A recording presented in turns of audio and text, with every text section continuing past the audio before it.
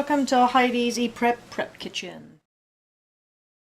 Pemmican is one of the oldest travel foods in history and is fat and dry meat.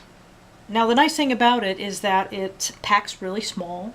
My favorite uses for it in camping or for travel food like in a thermos is as a beef broth. My husband loves it. I'll put one of these in a thermos with some couscous and dried vegetables or whatever and heat it up with water.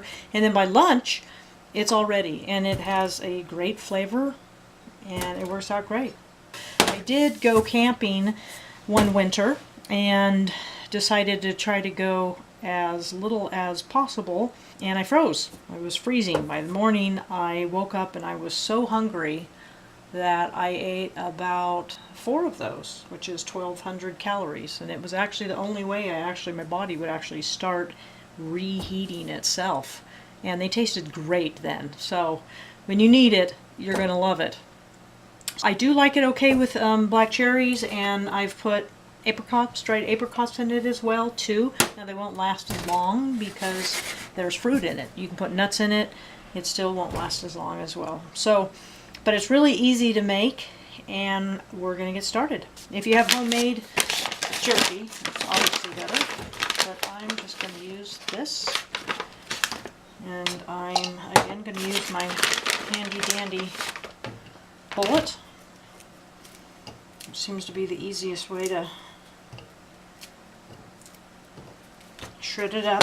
Now you want to shred up your jerky as fine as you can.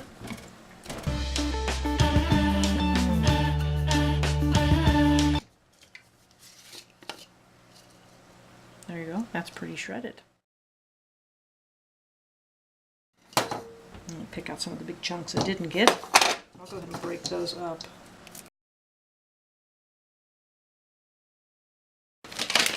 Now this has 90 calories a serving. It has 3 servings, so it has about 300 calories in this bag. So just in the jerky itself, there's going to be 300 calories here.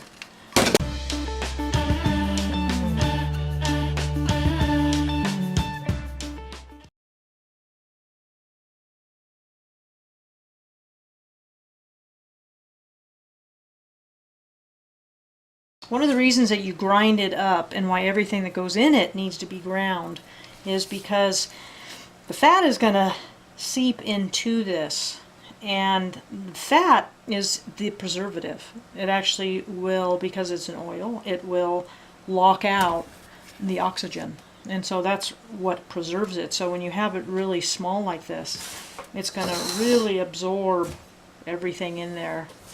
Okay, so I'm going to add the cherries at the last because I'm going to make a few of them for broth. So I'm going to go and melt this, and then I'll show you what to do next. Okay, I'm back with melted lard. I'm just going to start with just a little bit. I don't know if you can see that. And then mix it in. Just do little teeny bits at a time, because it's amazing how much it absorbs. Now you definitely want enough lard in there to make sure that everything has been treated with oil, but not so much that you end up with this nasty ball of lard. It's a little dry, so we're going to add a little bit more. You can have it lardy if you want. I mean, especially if you're putting it in soups and stuff and you really want to boost your calories. This is one of those things, if you like to store food and you're worried about calories, you can make this pemmican up and freeze it and use, plenty of lard with it. And when you're making dishes and you want to add calories for, say your husband or something who is burning a lot more calories, you can put a blob of this in their stew or whatever, and really boost their calories up without taking so much of your stored food.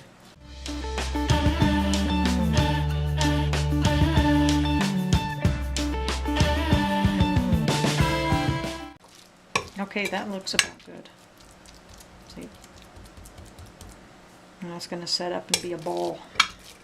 Now you can roll it into balls, you can put it into little molds. These work great. I think these are a great size.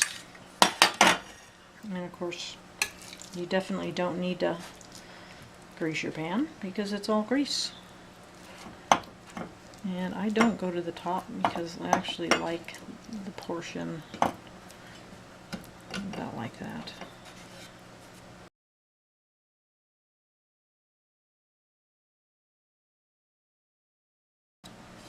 And there it is. This is with my homemade jerky. And I have these little Reese's molds. See how brown that is? So that's pretty much, this is sweet and spicy, so it has, yes, it has barbecue in it. So it'll be interesting. So anyway, so this is when I use my own jerky. And see, it's nice, compact. It's a really good size for throwing in a thermos or for camping, for throwing in, or I can just eat it. And there's that. And so you know how to make pemmican. Thanks.